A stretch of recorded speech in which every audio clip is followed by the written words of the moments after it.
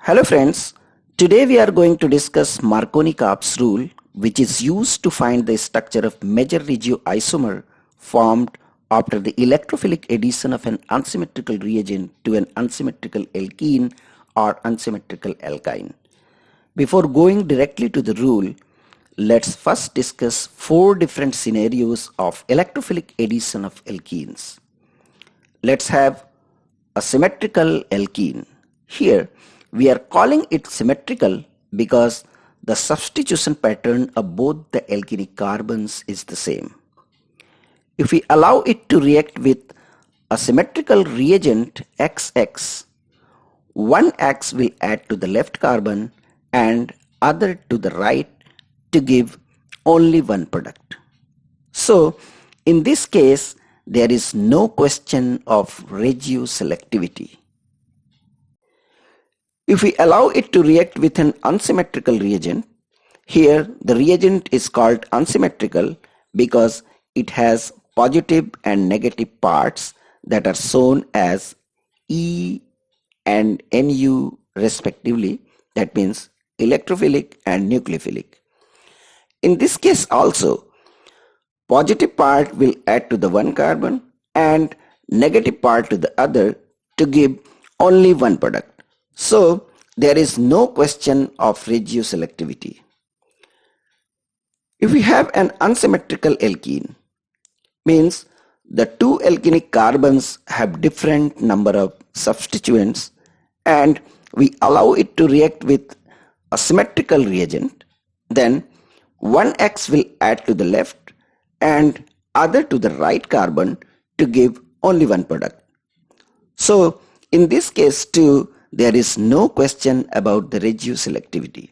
But if we allow this unsymmetrical alkene to react with an unsymmetrical reagent, then addition of positive portion of the reagent to the right carbon and negative portion to the left will give one regioisomer, while addition of positive portion of the reagent to the left carbon and negative portion to the right will give another regioisomer.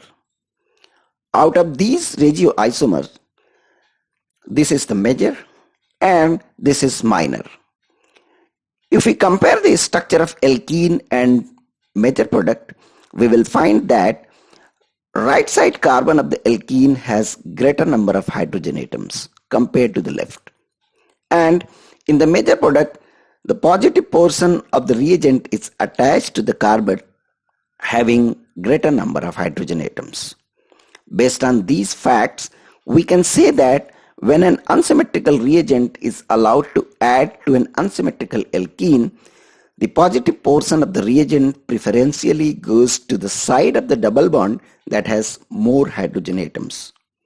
This is called Marconi-Karp's rule. This major product is called Marconi-Karp's product. Now we will discuss few examples. Let's first discuss the example of Marconi-Karp addition to alkene. The first example is addition of HBr to 1-butene. HBr is an unsymmetrical reagent consisting of positively charged hydrogen and negatively charged bromine. 1-butene is an unsymmetrical alkene because there is one hydrogen on the left carbon of the alkene and two hydrogens on the right. So according to the Marconi-Karp's rule, H will add to the right carbon while Br to the left to produce 2-bromobutane as the Marconi-Karp's product or the major product. Second example is the addition of HCl to methylene cyclohexane. Just like HBr, HCl is an unsymmetrical reagent consisting of H plus and Cl minus. The upper carbon of the alkene has two hydrogen atoms while lower carbon has no hydrogen. So according to the Marconi-Karp rule, H will add to the upper carbon while Cl to the lower to produce 1-chloro-1-methyl cyclohexane as the major product. Third example is acid catalyzed hydration of alkene. In this reaction, there is addition of H plus on one carbon and OH minus on the other. For the simplification, we can write water molecule like as, where we can see that it is consisting of H plus and OH minus. Left alkenic carbon has 0 hydrogen, while right one has 1 hydrogen. So, according to the Markovnikov rule, H will add to the right alkenic carbon while OH to the left to give 1-methyl cyclohexanol as the major product. The fourth example is oxymercuration demercuration reaction. Here we are not going to discuss about the details of the oxymercuration demercuration reaction because it is beyond the scope of this lecture. The overall outcome of this reaction is addition of water to an alkene, and the major product is Markovnikov's product. Left alkenic carbon has 0 hydrogen while right one has 2 hydrogens. So according to the Markovnikov's rule, H will add to the right alkenic carbon while OH to the left to give 2-methyl butane to all as the major product. Examples of Markovnikov addition to alkynes. First example is addition of HBr to 1-butene. Here the terminal carbon of alkyne has 1 hydrogen while internal carbon has no hydrogen. So according to the Markovnikov's rule, H will add to the terminal carbon while Br to internal to produce 2-bromo-1-butene as the major product. If HBr is in excess, then second molecule of HBr will add to this alkene according to the Markovnikov's rule to produce 2,2-dibromobutane as the major product. The second example is hydration of 1-butene in the presence of HgSO4 and H2SO4.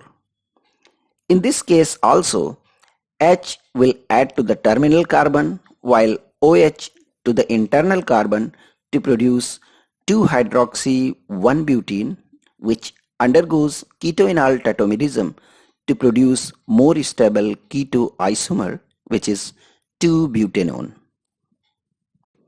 Mechanism of Markovnikov's addition to alkene. Let's take the example of addition of HBr to 1-butene. Positive portion of HBr, that is proton, adds to the alkene like this to produce carbocations. There are two possibilities. If proton adds to the terminal carbon, it will give secondary carbocation, and if it adds to the internal carbon, it will give primary carbocation. We know that secondary carbocation is more stable than primary. So the secondary carbocation will be formed as major and the primary carbocation as the minor intermediate. Thus, attack of bromide ion on the major carbocation gives 2-bromobutane as major, and attack of bromide ion on minor carbocation gives 1-bromobutane as minor product. Exception to the Markovnikov's rule.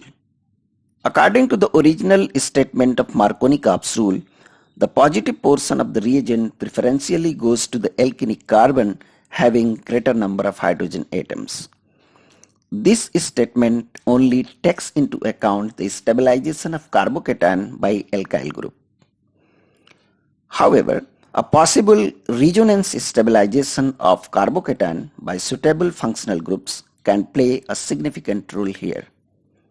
In that case, the positive portion of the reagent may go to the alkenic carbon that has less number of hydrogen atoms and thus lead to the formation of anti-Markovnikov's product as the major product. For example, addition of HBr to 2-methyl 1,1-L-benzene. In this alkene, the left carbon has 1 H and the right carbon has 0. So, according to the Markovnikov's rule, H should add to the left carbon and Br to the right to give Marconi-Karp's product as the major product. But we get this anti-Marconi-Karp product as major product. We can easily understand the outcome of this reaction if we go through the mechanism. Protonation of alkene generates secondary benzyl carbocation and tertiary alkyl carbocation. Because of resonance stabilization, secondary benzyl carbocation is more stable than tertiary alkyl carbocation. So, secondary benzyl carbocation is formed as the major intermediate carbocation. Thus, attack of bromide ion on the major carbocation gives anti-Marconi-Karp's product as the major product. That's all in this video. Please subscribe my channel and press the bell icon if you like this video. Thank you very much for